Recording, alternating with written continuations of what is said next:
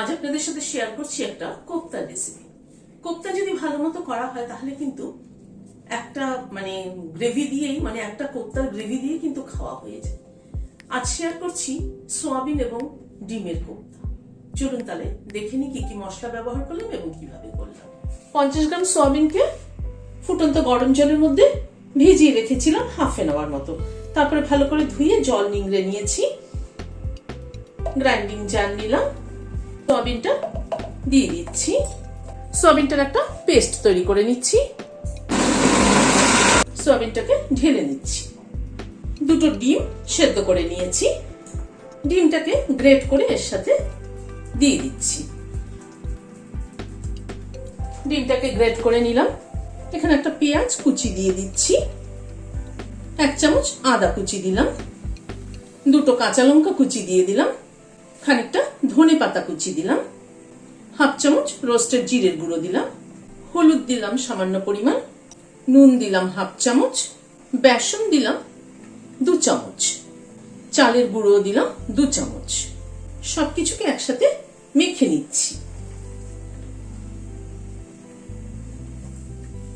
ভালো করে মেখে নিলাম। মেখে নিয়ে এর থেকে খানিকটা করে পোর্শন তুলে নিচ্ছি, নিয়ে এরকম গোল গোল করে বলের মতো বানিয়ে নিচ্ছি।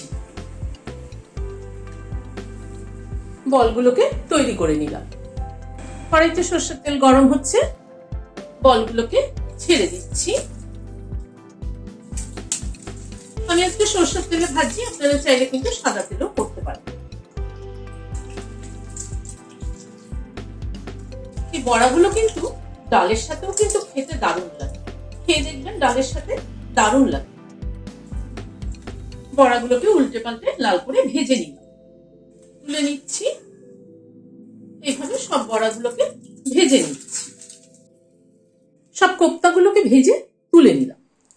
একটা মশলা তৈরি করে নেওয়ার জন্য গ্রাইন্ডিং জার নিলাম, 4-5 কোয়া রসুন দিয়ে দিলাম, খানিকটা ধনে পাতার স্টেম দিয়ে দিলাম, একটা কাঁচা লঙ্কা দিয়ে দিলাম, কয়েক টুকরো আদা দিয়ে দিলাম, 1 চামচ তিল দিলাম, একটা ছোট সাইজের টমেটো দিয়ে দিলাম। সবকিছুকে পেস্ট করে নিচ্ছি। কোপ্তাগুলো ভেজে তুলে নেওয়ার পর যে তেলটা আছে তাতে প্রথমে একটা দারচিনি ফোড়নে দিলাম, দুটো এলাচ থেতো করে দিলাম, দুটো লবঙ্গ দিলাম, আর একটা তেজপাতা ছিঁড়ে দিয়ে দিলাম।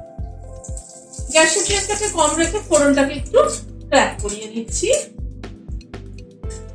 একটা পেঁয়াজ কুচি করে নিয়েছি, সেটা দিয়ে দিলাম। পেঁয়াজটাকে প্রথমে ভেজে নিচ্ছি।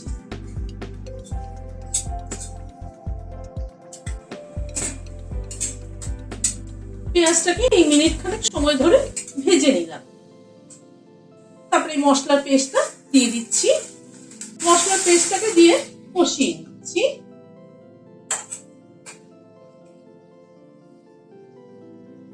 হাফ চামচেরও কম হলুদ গুঁড়ো দিলাম, কাশ্মীরি রেড চিলি পাউডার দিলাম, নুন দিলাম পরিমাণ মতো, ধনের গুঁড়ো দিলাম হাফ চামচ। সবকিছুকে একসাথে কষিয়ে নিচ্ছি। মশলা কিন্তু সবসময় গ্যাসের ফ্লেমটাকে কম রেখে ধীরে ধীরে মশলা কষালে সেই তরকারির টেস্ট কিন্তু আলাদা। আমি যদি অনেক ভিডিওতেই এই কথাটা বলেছি, আবারও নতুন করে বলছি, কারণ যারা নতুন দর্শক বন্ধু আছে তাদের জন্য বলবো। মিনিট 3-4 সময় ধরে গ্যাসের ফ্লেমটাকে কমিয়ে মশলাটাকে খুব ভালো করে কষিয়ে নিলাম। এবার গরম জল দিয়ে দিচ্ছি। আর রান্নায় কিন্তু কখনোই ঠান্ডা জল ব্যবহার করবেন না, তাতে টেস্ট কিন্তু পুরো পাল্টে যায়। রান্নায় সবসময় গরম জল ব্যবহার করবেন। ঝোলটা একটু ফুটে ওঠা অবধি অপেক্ষা করছি। ঝোলের পরিমাণটা আর একটু দেখতে হবে, কারণ যেহেতু কোপ্তা কিন্তু ঝোল টেনে নেবে। ঝোলটা মিনিট 2 সময় ধরে ফুটলো। হাফ চামচ চিনি দিয়ে দিচ্ছি, হাফ চামচ ঘি দিয়ে দিলাম, কোপ্তাগুলোকে দিয়ে দিলাম। কোপ্তাগুলোকে দিয়ে কিন্তু জাস্ট একটুখানি ফোটানো হবে, মিনিট খানেক কোনো তারও কম, জাস্ট একটা ফুট আসবে। গ্যাসের ফ্লেমটাকে বন্ধ করে দিতে হবে। গ্যাসের ফ্লেমটাকে বন্ধ করে দিলাম, দিয়ে ঢেকে দিচ্ছি স্ট্যান্ডিং টাইম 5 মিনিট। ভিডিওটা যদি ভালো লেগে থাকে তাহলে একটা লাইক এবং সাবস্ক্রাইব করার অনুরোধ রইল। আজ তাহলে এখানে শেষ করছি। নমস্কার।